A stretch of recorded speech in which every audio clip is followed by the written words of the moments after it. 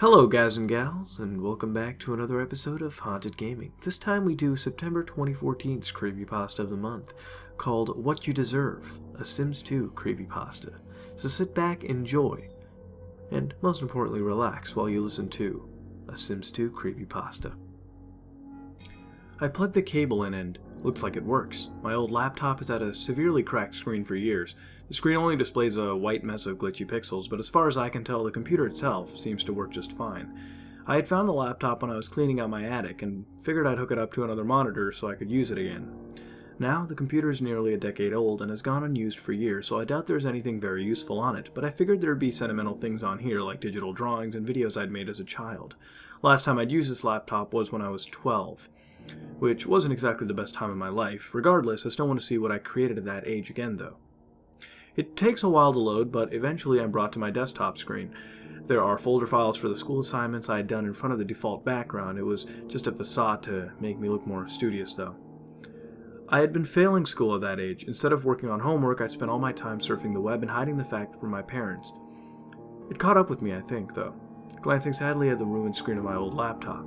Returning my focus to the point of this, I started checking out the computer files. I was right to think I'd find sentimental data on here. My first works in Photoshop, the horrid attempts I'd made at drawing anime, silly videos such as cartoon clips where I sync the characters to songs, even the entire code for a website I had created but never got the chance to launch.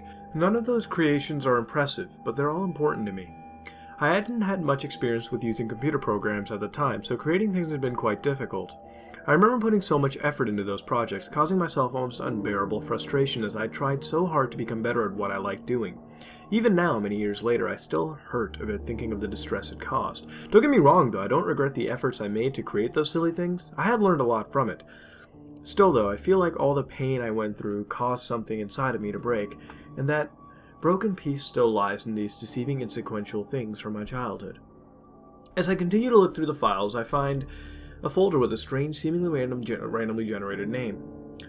PHS2AOX143N. That could be anything, really. I open the folder and see several video files, recordings from The Sims 2. Right, I used to play that game quite a lot. I've been playing it a bit. In fact, when my laptop screen became broken, I had been playing that game, in fact, when I decided to kill who I was. I took a deep breath, trying to push the memory aside, and start watching some of the videos. I don't recall what the point of these videos were supposed to be. Most of them are of the Sims I made called Ash doing random activities. Perhaps I planned to create some kind of video out of these clips, but never got around to it. I stare at Ash contemplatively, trying to find an answer. It's strange watching her paint and play computer games. She looks so much like me. That was the point, though. I had created Ash to look like me. Being 12 at the time, I had thought the child Sims looked too young. But the next age, that was a next highest age, was teenager, so that's what I made Ash as. She looks a lot like how I do now than when I was 12. Glancing at the clock, I realize it's gotten quite late. I'm tempted to play The Sims 2 again after seeing those videos, but I figure I'd take a while to find the game's disc, so I just stopped to go to bed instead. The next morning belonged to a Saturday. So with nowhere to go, I decided to return to the computer room to see what else I could find on my old laptop.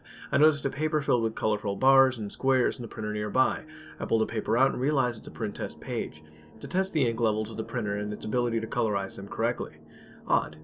I frowned and looked to the monitor the laptop is hooked up to, searching for an explanation. I noticed that the Wi-Fi connection of my old laptop has all its bars lit. Wait. It can't automatically connect to my network unless it knows the Wi-Fi password, right? I thought I changed it years ago. This laptop had been used, but perhaps I didn't. I don't know. Well, since it's connected to Wi-Fi, I suppose that means it's also connected to the printer wirelessly. I checked the print history of my laptop, and the test page is on there. So my old laptop had connected itself to Wi-Fi, then printed out a test page. Is that a normal thing for older computers? I have a feeling the answer is no, but I decided it's not really a big deal and return to my file searching. This time I find a story I had written. It's about some girl who has to journey through a fantastical land to save the fairies, and therefore the world. And it's pretty awful. The characters are flat, the ending's beyond cheesy, and the cliches are everywhere. I was always told I have a knack for writing, but after a while I realized those compliments meant, hey, you know how to use spell check, not your writings are inspiring. That would have been nice to know before I'd wasted my time creating such terabad stories. Is my story really that bad, I wonder? Frowning at the thought. Of course it's bad. Why did I think otherwise for even a moment? My thoughts are interrupted as I notice an uncomfortable feeling over in my bladder.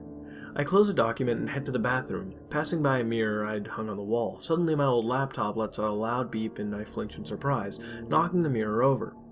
It hits the floor with the sound of breaking glass. I squeeze my eyes shut for a moment, holding in my frustration, and then walk by to the laptop. Warning, battery level is under 10%, reads the message on the screen. Really? I broke my mirror because of that? Screw this laptop and its absurdly loud battery warnings, I think bitterly. Deciding to ignore the warnings, I just, let the computer run dead. It's not as if I'm worried about any data going unsaved. You're not going to let it die again. The thought feels mournful somehow, lonely and full of pain.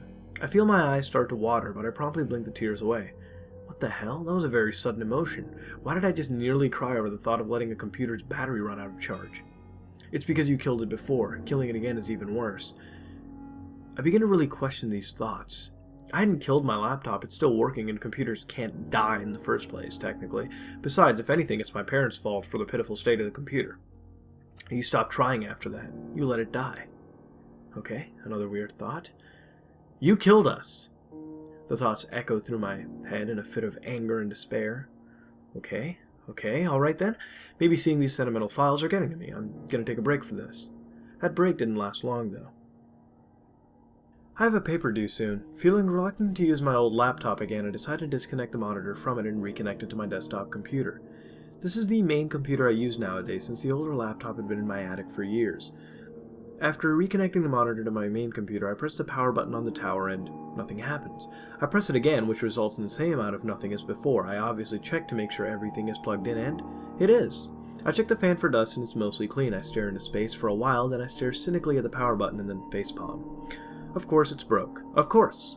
It couldn't break when I didn't originally need it, but no way, no, that would be less inconvenient. Well, the paper has to be done. I unplug the monitor, hook it back up to my old laptop, and start working. I feel like smashing my head against a wall until I get a concussion. This laptop is slow. It had been a bit slow before when I was loading files, but doing research online is absolute hell. Every webpage takes literally 5 minutes to load. During one of these long loading times, I figured instead of staring at the screen in frustration, I might as well pick up the mirror I had left on the floor. I turn the mirror over to see it's cracked badly, but the shards stay in the frame, so it's still all intact. Figuring it still technically works, I hang the mirror back on the wall and look at my distorted reflection in the shattered glass. It seems off. I know I'm obviously not going to look right into a broken mirror, but the reflection still seemed off. I notice a light emanating from my monitor chain, so I look at the screen and see it's finished loading. I sit back down in front of the monitor and get to work, debating whether it would be faster to finish my essay on this laptop or on my phone. With all essays out of the way and my main computer broken, I try to decide how to spend my free time. Usually I'd spend it surfing the web, but I'd rather not feel the urge to smack myself to the point of brain damage because of these slow load times. Staring at the laptop for a bit, I remember those Sims 2 videos with Ash doing random things. I'm still leery of the laptop, but nothing strange had happened last time I used it, when I was writing that paper. I guess I'll play Sims 2 then. After destroying what little cleanliness my house has, I find the disc and put it in the laptop. To my surprise, the game loads quickly and runs smoothly. I figure I might as well check out Ash's life. Since she's the whole reason I decided to play this, I check on the house she lives in, the house modeled after the one I had lived in at the time. And the Sims currently occupying that lot are displayed. Ash is the only one listed as a household member, even though I had created Sims of my parents to live there too. After the house loads, I find Ash sitting on her couch in her living room munching on cereal. She stares out the screen, at me. I move the camera and her gaze follows. I guess Sims are supposed to do that? Well, that's not creepy or anything anyways. I check her aspirations, and strangely enough, her lifetime aspiration is to grow up. An aspiration that should only be available to toddler and child Sims. Perhaps I'd used a cheat code or something to change her aspiration, although I'm not sure why I would have done that. Maybe it's because I am a child, goes a thought through my head. Weird thoughts again? That's great. I try to shrug it off. But I don't feel like I'm doing a good job of convincing myself that strange voices in my head aren't a big deal. I check Ash's memories, and the death of her parents is listed there. Listed as good memories. I never killed those Sims, though. Why are they dead? They killed you. You killed me. So I killed them. The thought continues before I can try to understand what that even means. Of course, those weren't the real parents, but this is as close as I can get. You trapped me with them, so I got rid of them. Now I'm alone. That is what you wanted, so this is what I want. The thought has a matter-of-fact tone. As if the meaning of what it says should be obvious. Okay, wait, now I'm thinking of my thoughts as something I can't understand. They're my own thoughts, though. How can I not understand them? Do you think it's magic?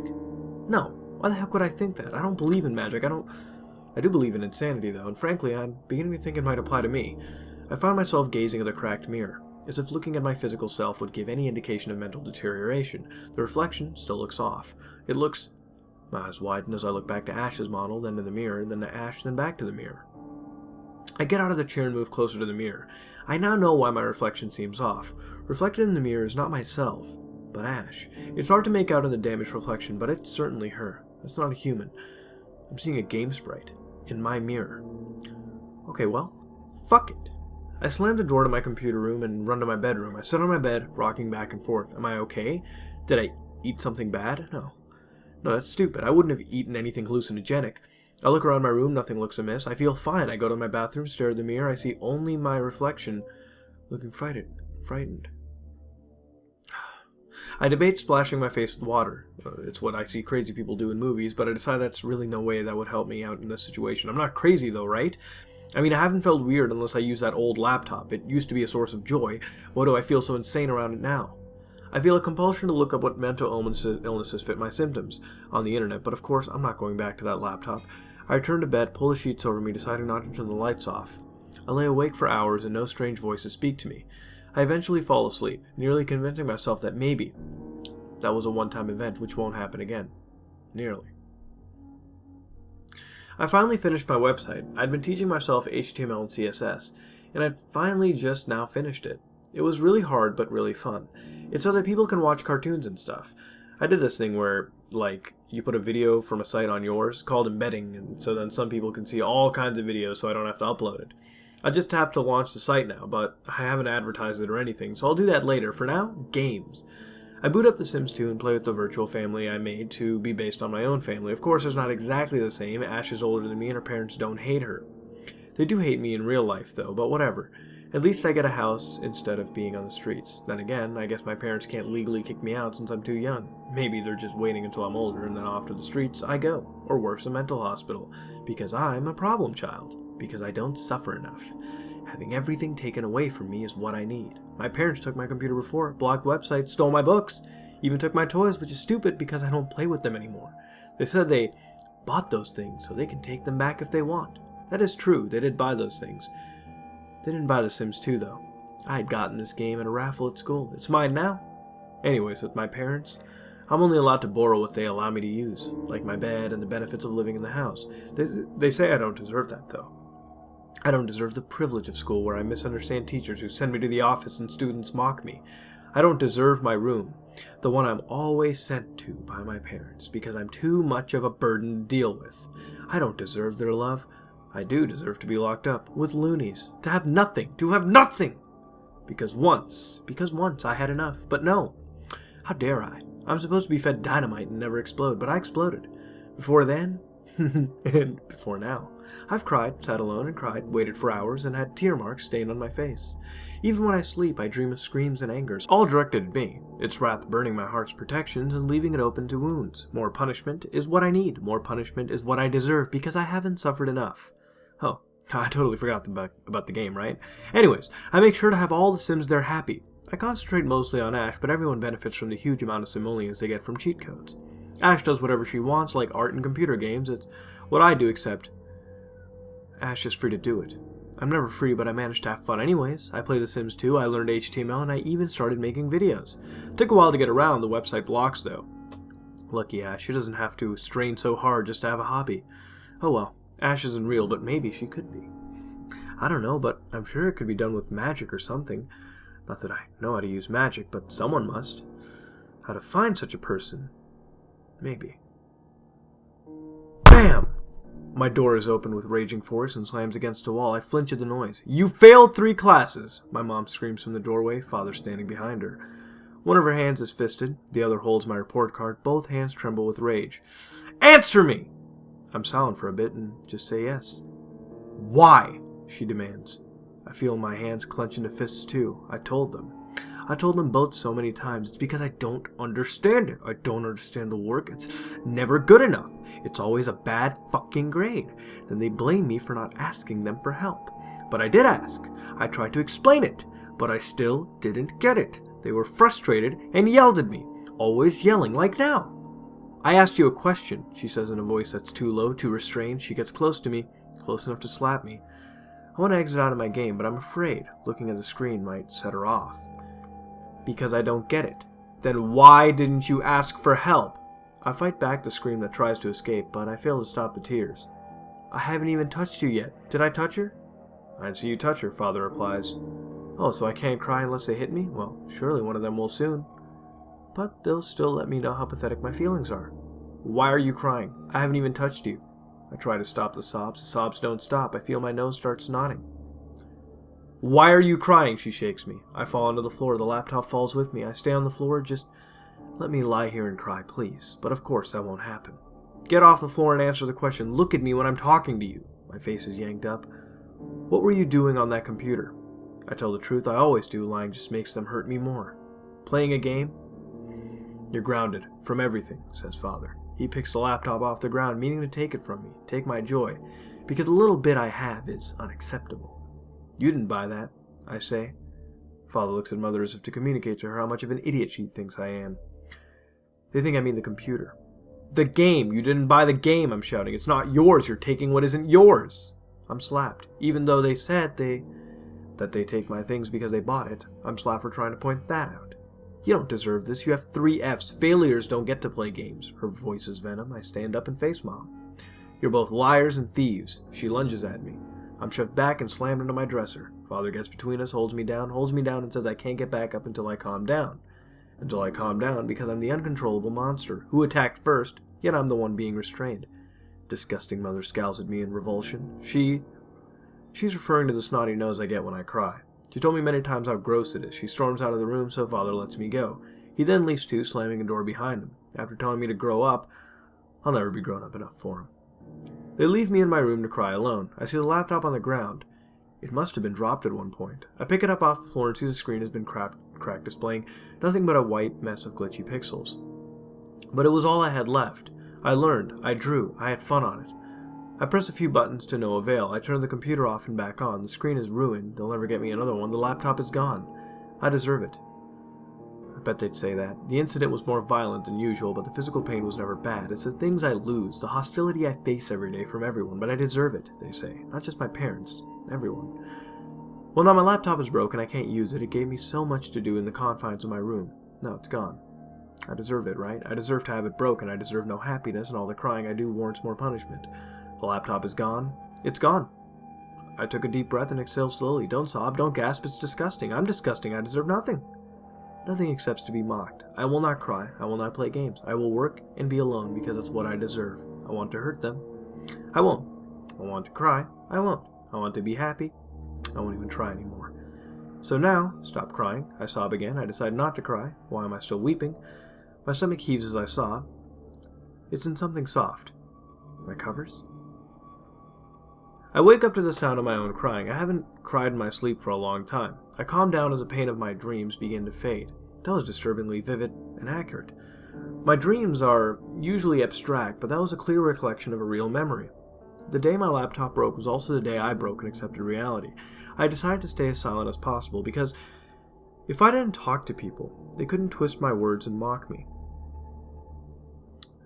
I stopped crying so much, too, and focused more on studying.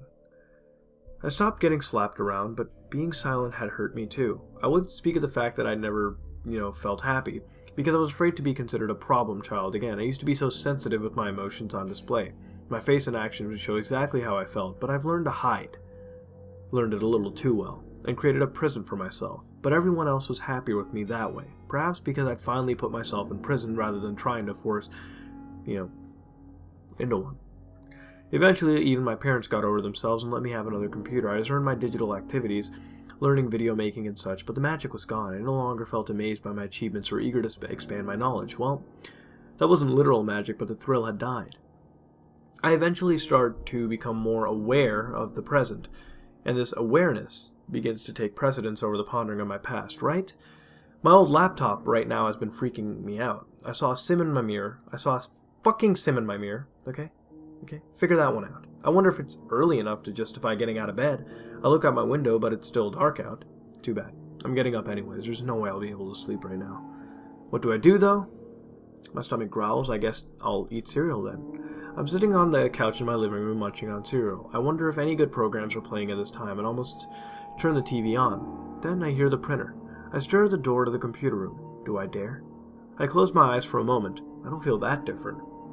Sure, I had an upsetting dream and hallucinated, but I still don't feel less sane or anything. I can't avoid that room forever, and I want to know what's printing. I set my bowl down and go to that room. The room feels cold and I begin to shake. I flick the light switch, but nothing happens. Of course, because I wasn't creeped out enough. I don't need the light anyways. The Sims 2 is still playing, so the monitor hooked up to the old laptop illuminates the room well enough. Still, though, I'd really love a working light bulb right now. I pull the paper out of the printer, and there's print on it. I move closer to the screen to get more light and begin reading. So you got the dream, right? Isn't that cool that I can do that? It was the first time, too. Not like I can even do much being in the attic forever. How could you? You left me. You locked me up and hoped I died. You wanted freedom, so that's what I want. But no, I'm stuck here. At least it's my favorite place, but still, you of all people should understand, but maybe I forget when I get older. Well, did you forget then? Forget that? That locking me up is the worst possible thing? You must have. You went and locked yourself up too. You left me behind to be alone. I wanted to be alone, but not like this. I never thought I'd be inside a computer. It's so silent. I can't control much either, but I can do some, like print things out. I even made Sims videos. Not that I can do anything with them. Oh yeah, I took Ash, by the way. She's too old, but she's me now. I'd much rather be the real me, but you made sure that wouldn't happen, did you? Is there even a real me anymore? Anyways, you said you don't believe in magic. Explain this then. Printers don't talk to people. Mirrors reflect your present self, not your past. But that hasn't happened. Magic happened. I happened. My existence itself is magic. It has to be, because what else could it be? Anyways, I ramble a lot. The whole point of this was to convince you I'm real. And I want to know why you hurt yourself. I finish reading the message and fight back tears. What the hell is happening? Tell me why. Now, demands an intrusive thought. Why did you lock me up? I feel bitter from those thoughts. I got tired of it all? You clung to hope? That would prevail? It doesn't. So you became a liar? I thought it was better than that. I did. I'm not better than that. I can't hurt others, get hurt, or hide, so I hide. You imprison yourself. I want nothing more than to be free. You can be, but you won't. Are you retarded? She feels enraged. Not sure how to respond, I look at the cracked mirror. I now notice that the cracks in the mirror are identical to the cracks on the laptop screen. Ash, well, the face of Ash stares back at me. She wears a very different expression from my own. Hers is livid. I decide to speak out loud. I've caged myself, yes, but I won't take these walls down. I can be you, and let every insult in and every emotion out. Or be me. Be normal. I realize I no longer see Ash through a cracked mirror. She's in front of me now. She reaches her hand out and slaps me before I can react. I can't be normal. I'm not normal. I never will be, and only an idiot would be ashamed of that. My face stings a bit, and I feel my legs shaking. The world looks different. The furnishing seems to resemble Sims furniture now. I'm not ashamed of you. I just grew up into someone else. I don't like what I grew up into. I trap myself. I give up having fun. You don't deserve to be the one in the real world. But now, you're in my world. The world you put me in. It can be our world, can it? But you'll just leave me alone again, I bet. I'll make you leave me alone since you want to be a grown-up so badly.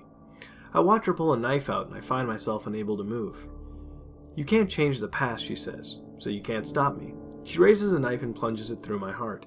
I feel a dull pain, but it doesn't hurt as much as a fresh wound should. I open my eyes and see that I'm in the computer room. I find another message in the printer. You can't change the past, but I can't change the present. You decide how your past shapes you, but I will always be there. You won't forget age 12 and what you deserve. Damn, that got intense pretty fast. That was something, to be honest, and I really like that build-up and pacing. Now, if you couldn't notice, throughout the tale there were voices being said in the mind of the protagonist, and they were sparsed in properly. The game was Sims 2 as stated, and it fit well with the whole story, which was very nice. Usually a creepypasta might throw in a game, but never relate it to the tale as a whole, which just attaches you, but this does it quite well. Hell, using the in-game character to represent the once happy protagonist was quite awesome. Even seeing it mirrored into the real-life stuff with the cereal eating was a very nice touch. The mirror and whatnot, the point, even though that was a little tad cliche, the whole seeing the sprite in the mirror too, the point in the middle, Yes, there were time lapses emphasized by pauses, and the whole dream sequence again in the middle was interesting and quite sad to read. It's really something that is unfortunately quite real, and it adds to the whole effect as well, this whole abusive, relationship with children. Usually it would be cliched, but that's not a bad thing if it's done properly in my eyes. You can have a cliche, but if you justify it appropriately, then I can totally accept it, and in fact it would make it better.